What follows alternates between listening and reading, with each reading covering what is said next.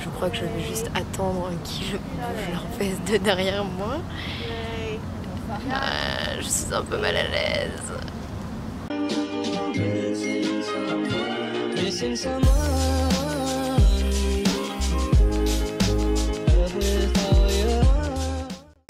Salut, je reviens pour une nouvelle vidéo pour la première fois depuis 1 an. Et en plus, je sais pas si vous m'entendez parce qu'il y a du monde derrière et il y a du vent. Vous pouvez pas filmer dans ma chambre parce que ma chambre est trop petite. Il y a du monde derrière qui prend des photos parce qu'en fait, il y a eu la graduation day des collégiens, je pense. En fait, c'est parce que j'ai déménagé à Hong Kong et du coup, bah ici, ils ont une remise de diplôme et tout ça et du coup, ils prennent tous leurs petites photos et tout ça. Bref, du coup. Je reviens pour une nouvelle vidéo sur l'adoption parce que j'ai très envie de raconter ma vie et de raconter des histoires en ce moment et je savais pas quoi faire aujourd'hui. Comme la base de ma chaîne YouTube c'est faire des vidéos quand je m'ennuie. Je fais une vidéo sur l'adoption et du coup bah voilà. Pour vous dire vite fait, du coup je vais juste me présenter mon adoption et qu'est-ce que j'ai fait et après je vais vous dire s'il y a eu des révélations et comment ça se passe maintenant. Je m'appelle Jeanne, j'ai 21 ans, je suis née en 1999 au Vietnam et j'ai été adoptée dans les mois qui ont suivi ma naissance assez rapidement. Mon grand frère est aussi adopté, du coup on est 2 enfants adoptés et mes 2 parents sont français. On vient tous les 2 du Vietnam mais on n'est pas de la même famille. Il a été adopté 3 ans avant moi, il vient pas du même endroit du Vietnam que moi je suis du nord, donc quasi de la frontière chinoise. Et mon frère vient de plus du centre. Je saurais pas vous dire le nom de sa ville parce que je sais pas comment on le prononce, mais moi je viens de Lang Son, donc tout au nord du Vietnam. Voilà pour ma présentation. En général, quand je dis que je suis adoptée, les gens sont assez mal à l'aise et ils me posent pas mal de questions. Du coup, je me suis dit, autant en faire une vidéo. Je pense qu'il y a déjà des centaines de gens qui ont déjà fait cette vidéo, mais je m'en fiche. D'ailleurs, j'ai pas les cheveux gras, je vous promets, ils sont juste pas secs. Est-ce qu'il y a eu une grande révélation le jour où j'ai appris que j'ai été adoptée? Non, j'ai pas eu de grande révélation, je l'ai toujours su, je me souviens pas d'un jour où mes parents m'ont dit que je venais du Vietnam. J'ai juste toujours su, ils m'ont toujours dit quand j'étais petite et depuis j'ai grandi avec. J'ai pas eu ce gros moment de panique où mes parents sont assis à une table en me disant Jeanne tu es adoptée. En même temps, vu la tête de mes parents, eux ils sont blancs, moi je suis asiatique. C'était pas bien compliqué à faire le rapprochement, que mes parents sont très ouverts à propos de parler de l'adoption, etc. Je sais qu'il y a des familles où ça peut être un peu pas tabou, mais il y a des familles où c'est un peu plus touchy de parler de l'adoption, de comment ça s'est fait, etc. Moi pas du tout. La vie a fait que mes parents nous ont adopté mon frère et moi. Ensuite, j'ai souvent une grande question qui arrive, c'est est-ce que j'ai envie de retrouver mes vrais parents. Alors il faut savoir qu'il faut arrêter de dire aux gens adoptés leurs vrais parents parce que ça n'a pas trop de sens. Pour moi mes parents sont mes parents adoptifs, donc les personnes qui m'ont éduquée et les personnes qui m'ont adoptée, qui ont fait que je suis ici aujourd'hui, que je suis comme ça aujourd'hui, etc.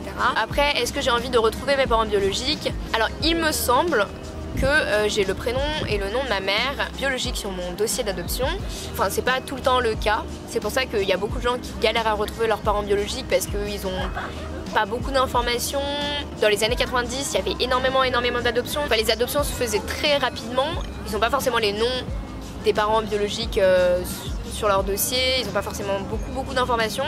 Pour mon cas il me semble que j'ai le prénom et le nom de ma mère biologique. En fait ça m'intéresse pas trop, même de savoir pourquoi ma mère biologique a décidé de pas m'éduquer, etc. Je pense que c'est financier. Après l'histoire de mon adoption elle est un peu folle.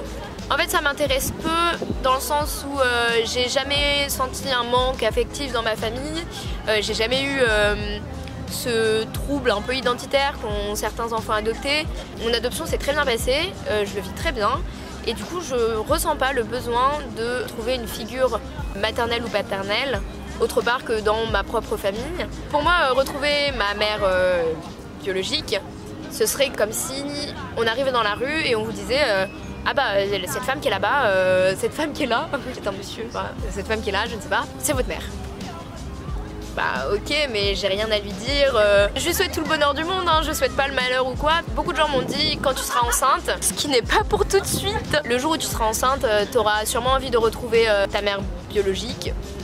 Pour l'instant c'est pas le cas et je pense pas que ce soit le cas un jour. J'ai vraiment ni l'envie ni le besoin de le faire, donc pourquoi le faire? Pour moi ça n'a pas spécialement d'intérêt. Je me sens pas particulièrement enfant vietnamienne.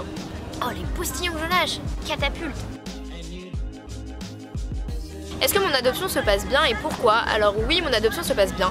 Elle se passe bien tout simplement parce que mes parents nous ont inculqué, mon frère et moi, une éducation qui était comme si notre mère nous avait accouchés. Après je sais que c'est souvent plus compliqué les différences entre les enfants quand il y a un enfant qui est un enfant biologique et un enfant qui est un enfant adopté. C'est vrai que parfois c'est un peu compliqué. Nous c'est pas le cas du coup vu que mon frère et moi on est adoptés. On a toujours été éduqués normalement. Mes parents n'ont pas ce côté un peu... ils ont sauvé un enfant dans un pays pauvre qui aurait pu vivre une vie un peu catastrophique, rien à voir.